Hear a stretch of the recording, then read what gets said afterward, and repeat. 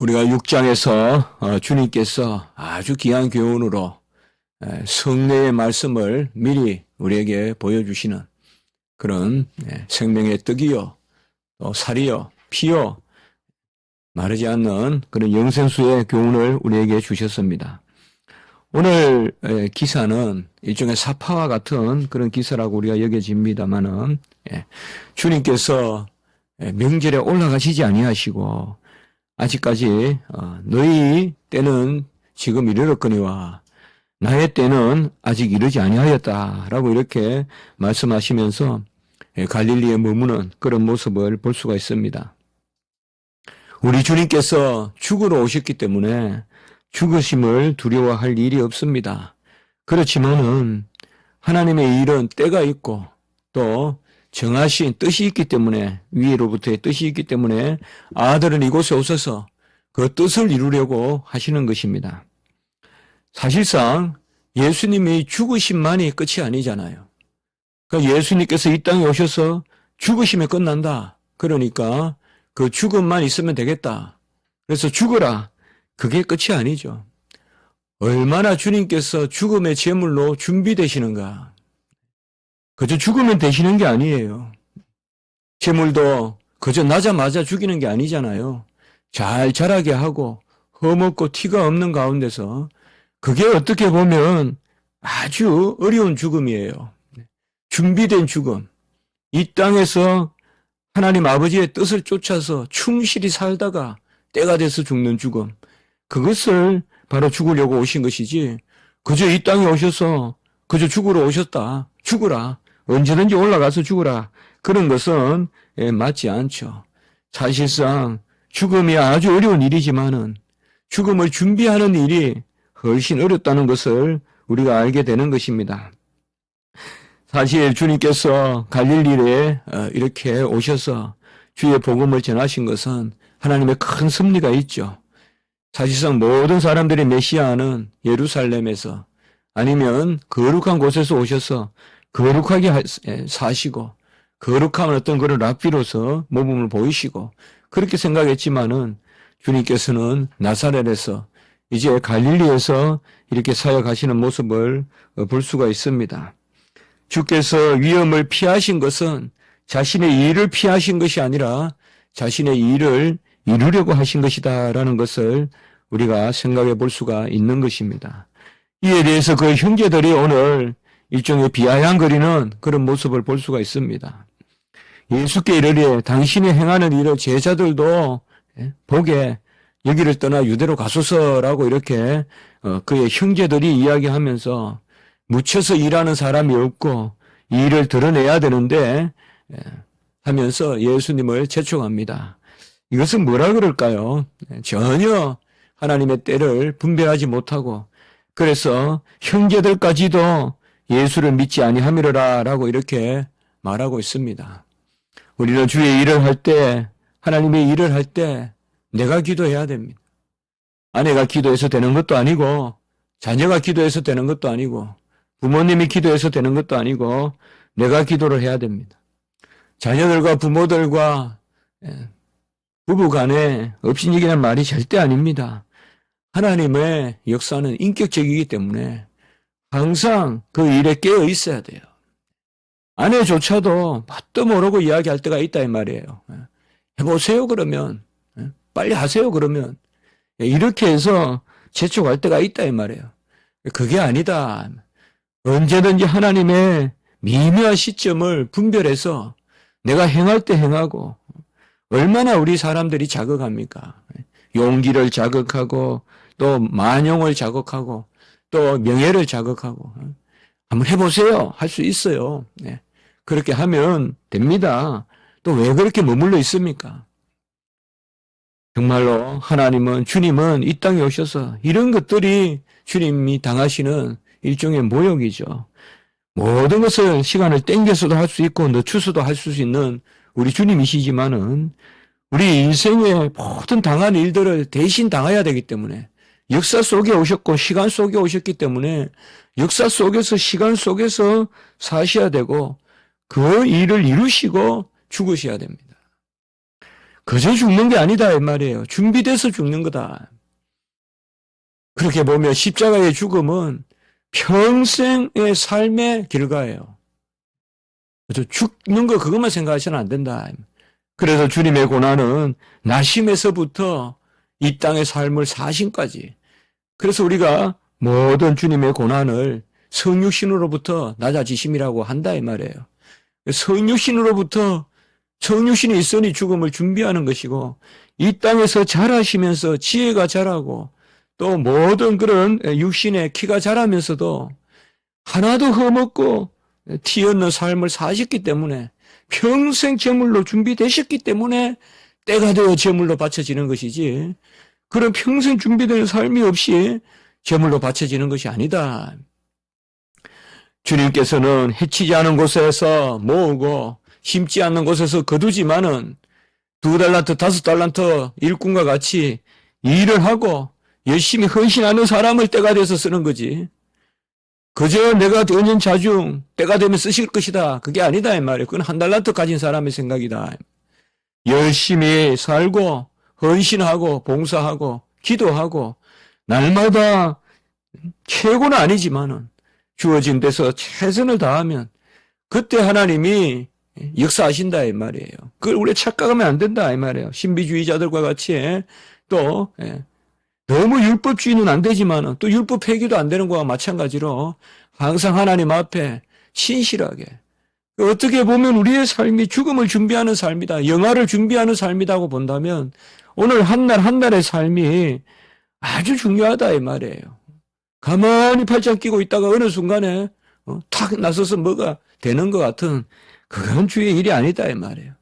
계속 기도하고 깨어있고 하나님 앞에 부족한 대로 내어놓고 또 하나님의 명령을 쫓아서 나를 쳐서 복종하고 그렇게 하는 가운데서 우리가 준비되는 것이다 이 말이에요. 죽음을 아무나 죽냐 이 말이에요. 하나님이 기뻐하시는 죽음을 죽어야 된다 이 말이에요. 하나님이 기뻐하시는 죽음, 때가 찬 죽음, 하나님이 원하시는 죽음, 그것을 죽어야 그게 십자가의 죽음이지 아무 때나 그냥 만용을 부려서 올라가서 죽는 거 그것은 아니다.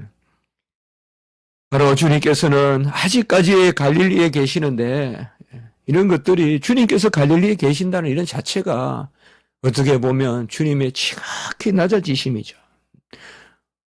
사람은 다 번듯한 성전에서 목회하고 싶고 번듯한 성전으로 빨리 나가고 싶지만은 우리 주님께서는 갈릴리에 계시면서 그 박토에서 그 흉악한 곳에서 주님의 일을 이루신다. 칼빈의 주석을 보니까 갈릴리의 멸시받는 구석에서 유대가 용납할 수 없는 그리스도에게 거처를 마련해 주셨다. 이렇게 말씀하고 있습니다. 일종의 도피처와 같이 갈릴리를 마련해 주셔서 그곳에서 자라게 하신다.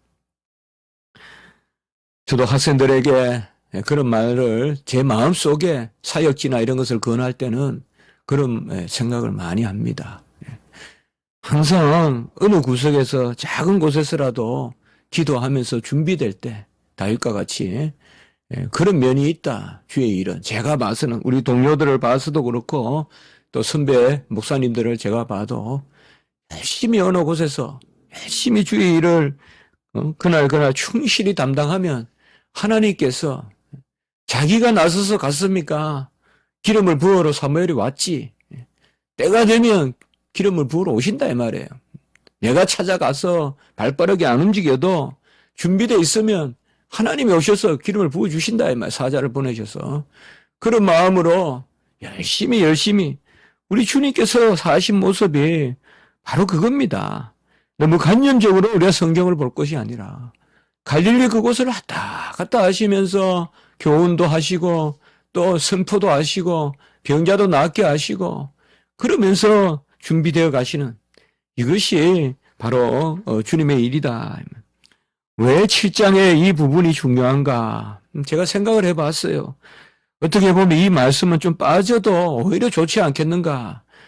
뭔가 6장까지 아주 탄탄하게 말씀이 진행되어 오다가 어떻게 보면 7장에서는 주님께서 뭔가 머뭇머뭇거리고 그런 모습으로 비치지 않을까라고도 생각하지만 오히려 이 7장의 말씀이 우리에게 아주 교훈이 되는 것은 주님께서 이렇게 뚜렷한, 이미 제가 말씀드렸잖아요. 지난 시간에. 주님께서는 이미 죽으심을 준비하고 계시다. 그의 교훈에 보면요. 예. 그래서 인자가 이전에 있던 곳으로 올라간다. 이런 말씀도 이미 하셨고, 그렇기 때문에 이 죽음을 뜻하잖아요. 죽으셔서 부활 성천하실 것을 미리 바라보시는데, 그럼에도 불구하고 인자께서는 이 땅의 삶에 여전히 충실하시고 또 때를 쫓아서 그 경륜을 이루는 것을 볼 수 있다는 것을 우리가 생각해 보시는 것입니다. 주님께서 이 땅에 오실 때 모든 것을 행하실 때는 그 때조차도 아버지께 맡기고 나아간 것입니다. 우리도 우리의 때가 있고 인생은 짧다면 짧고 또 길다면 깁니다. 고난으로 구덩이에 빠져 있다면 인생은 얼마나 길겠습니까? 그러나 또 한락을 누리고 하는 그런 또 잣대로 본다면 인생은 얼마나 짧겠습니까? 보는 관점에 따라서 길기도 하고 짧기도 하겠지만은 사실상 죽음의 순간의 관점에서는 인생이 짧지만 삶의 관점에서는 그렇게 인생이 짧은 것도 아닙니다. 죽는 순간에 우리가 돌아보면서 인생이 짧다 해고적으로는 말할 수 있지만은 그때그때 인생의 삶을 순간순간 살아가는 그런 현재인으로서의 삶으로 보면 인생이 그렇게 짧지는 않습니다. 1년 동안에 많은 일이 일어나기도 합니다.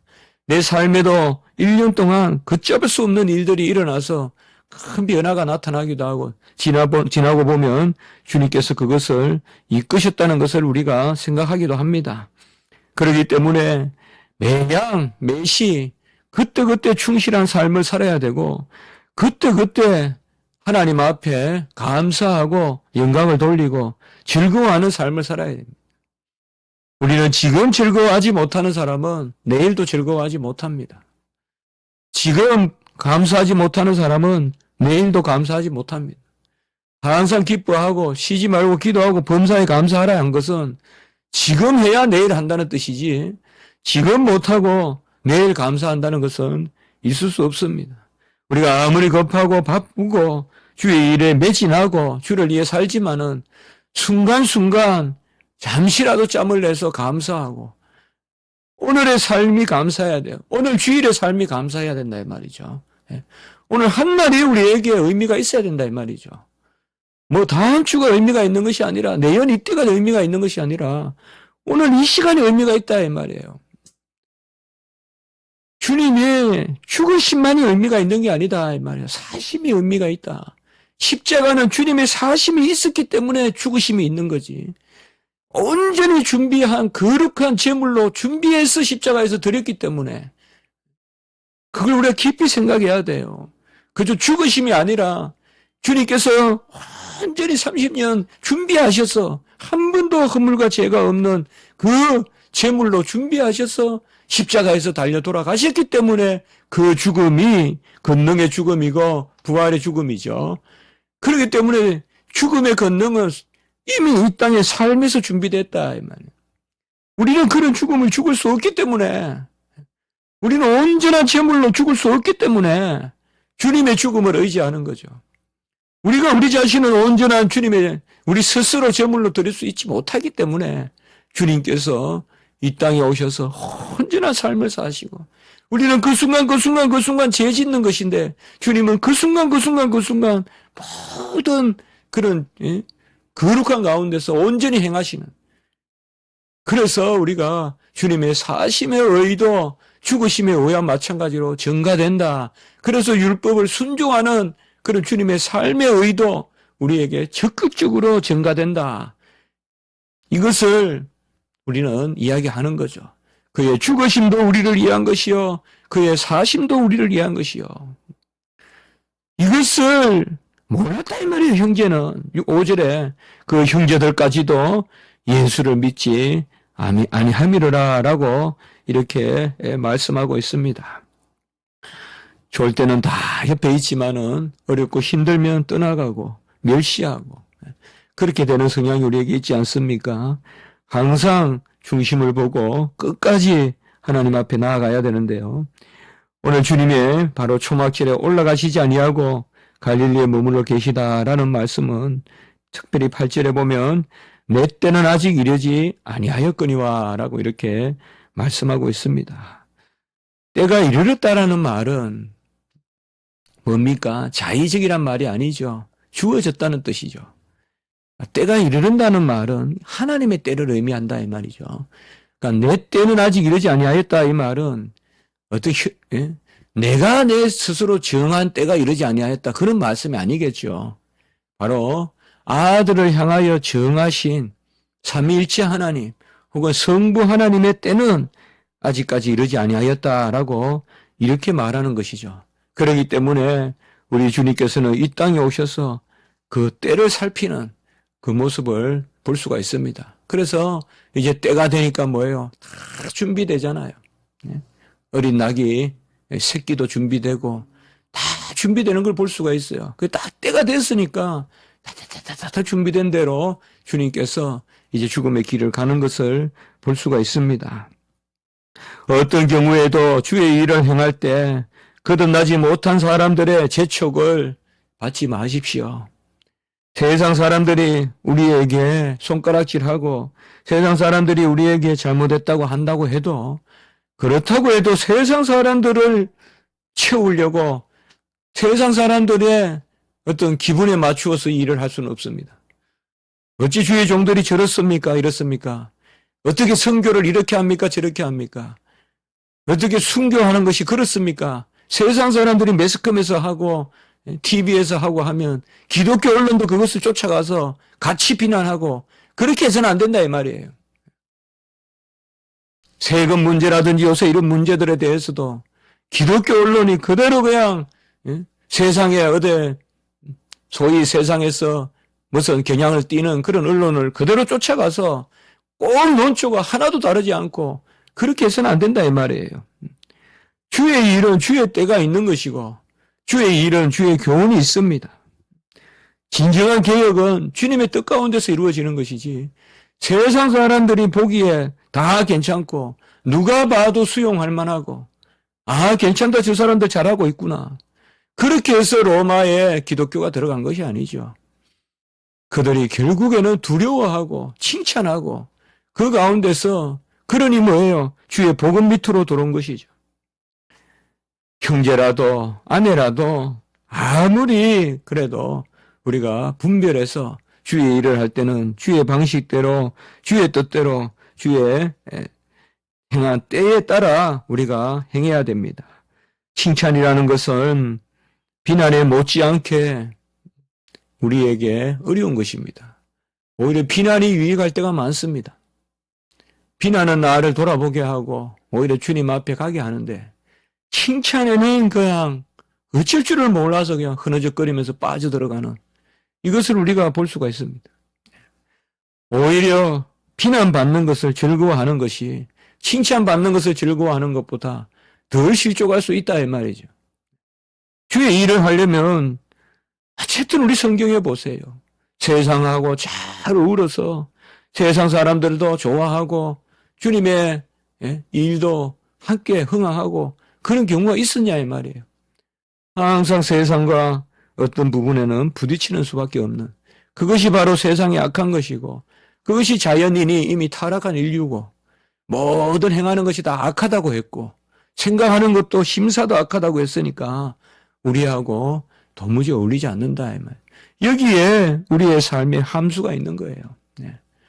그들을 즐겁게 해야 되지만 그들을 쫓아갈 수는 없는 그것이 바로 애통함인 것입니다. 그게 주의 일을 하는 사람들의 애통함이에요. 그들을 위해서 왔어요. 우리는 그들을 위해서 살아야 돼요. 주님은 그들을 미워하라 하지 않았어요. 또 미워한 적이 없어요. 주님은 택함 받은 백성만 사랑한 것이 아니에요. 이 땅에 오셔서 그들을 끝까지 사랑하셨어요.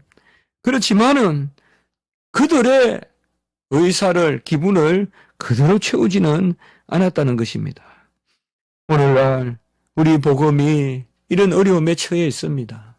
그래서 혹자는 좀 더 세상 사람들을 즐겁게 하는 복음, 번영신학이라든지 신사도운동이라든지 다 오늘날 잘못된 것들이 잘못된 이론들이 그렇게 해서 나타나는 것입니다. 사람들의 기분을 채우고 세상 젊은이들이 그렇게 막 강난하는 춤을 추고 또 그런 음악을 듣고 하니까 그것을 교회 안에서 들려주자. 교회 안에서 들려줘서 그들의 기분을 채워주고 그리고 복음도 전하자. 어떻게 보면 말이 되는 듯 하지만은 안 되는 것입니다. 세상에 요란한 것을 교회 안에 가지고 와서 주님의 경건한 지성소에 그런 임재를 대신할 수가 없습니다. 안 되는 것입니다. 될 것 같아도 안 됩니다. 그렇게 강간하는 것은 정신병이나 낳는 것은 종교가 낳는 어떤 병리적 현상을 일으키는 것이지 진정한 우리 기독교는 좀 충돌이 있더라도 그 충돌을 감수하면서 진리를 주장하고 결국은 그 진리로 돌이킬 기회를 내가 가지고 있어야지. 기독교조차도 세상을 쫓아가면 이 세상은 마지막 기회를 잃어버리는 거예요. 우리 주님의 진리조차도 세상 진리를 쫓아가면 마지막 세상은 돌아갈 곳이 없는 거예요. 다 같이 망하는 거예요. 오늘 주님을 입장에서 우리가 그것을 뚜렷이 보면 좋겠습니다. 형제니까 타협도 할 만하고 올라가라 했으니까 그래 내가 가서 한번 보여줄게 할 만도 한데 주님께서는 정확하게 선을 긋습니다.